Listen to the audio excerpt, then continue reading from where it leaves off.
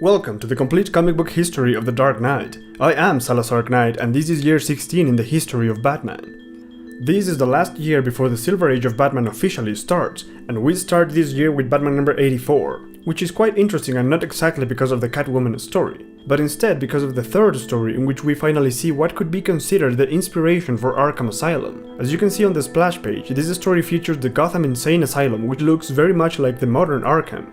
However, this issue has also been made infamous because of a supposed panel in which Bruce Wayne and Dick Grayson wake up in the morning in the same bed.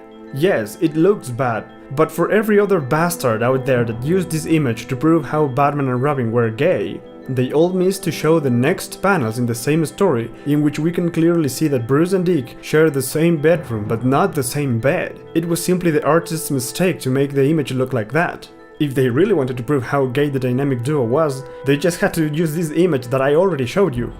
The next issue is World's Finest number 71, and this is one of the most relevant issues in the history of Batman. You see, this is the first World's Finest issue in which Batman and Superman are the main heroes in the same story. As you know, before this issue all the stories in World's Finest were separate from each hero, and the only shared story between Batman and Superman took place in Superman number 76, during year 14 of the history of Batman.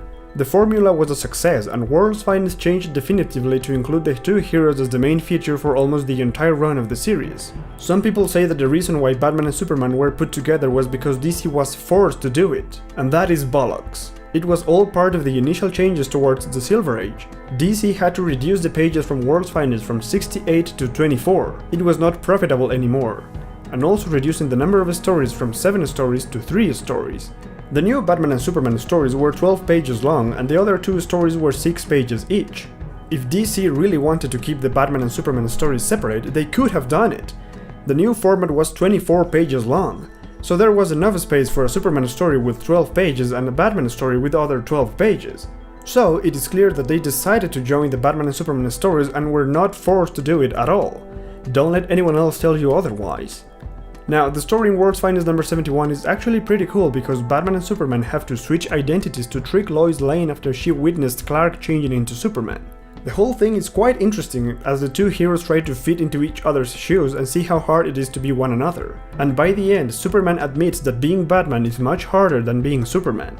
Also, this is the first time that the Batrobe is officially named. Before this issue, the Batrobe was simply called Silken Cord or the Traveling Cord. Moving on, in Batman number 87, Batman falls in love and starts a relationship with an international supermodel called Magda Luvescu. However, it is all just a plan between Batman and Magda to capture an international criminal. What's funny of this story is that we see Batman going on dates with his girlfriend and acting like a regular boyfriend, going to the drive-in cinema, going to the Tunnel of Love, and doing all sorts of PDAs. It's just great and dumb at the same time. The next issue is Detective Comics 213, and this one introduces a very minor villain known as Mirror Man. As you can guess, this villain uses mirrors on his crimes, and that's it. The only interesting part of this character is that he was used as an inspiration for the Invisible Man from Batman the Animated Series, on the episode See No Evil. The Mirror Man is called Floyd Ventris, and the Invisible Man is called Lloyd Ventrex. And yes, both are lame.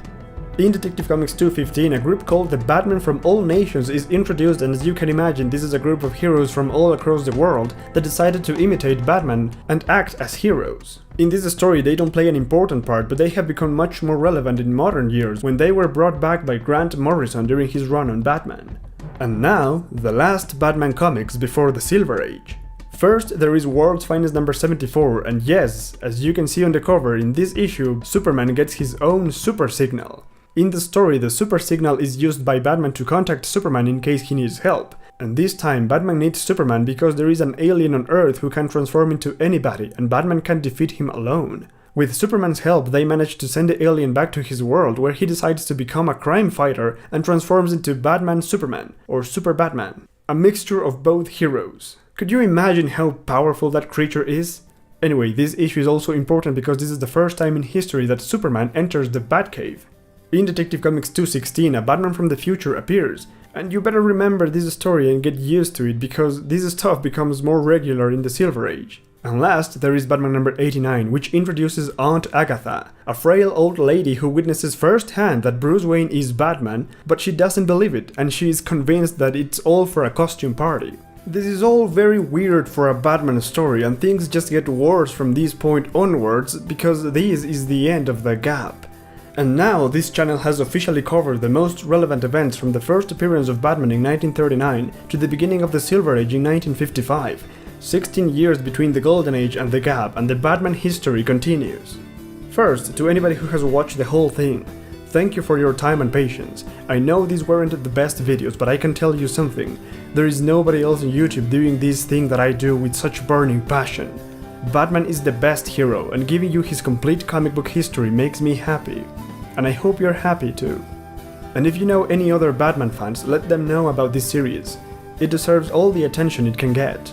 For now I go, but not before telling you that the Silver Bat is in the making. So make sure to subscribe so you don't miss any details of the next big series in the complete comic book history of the Dark Knight.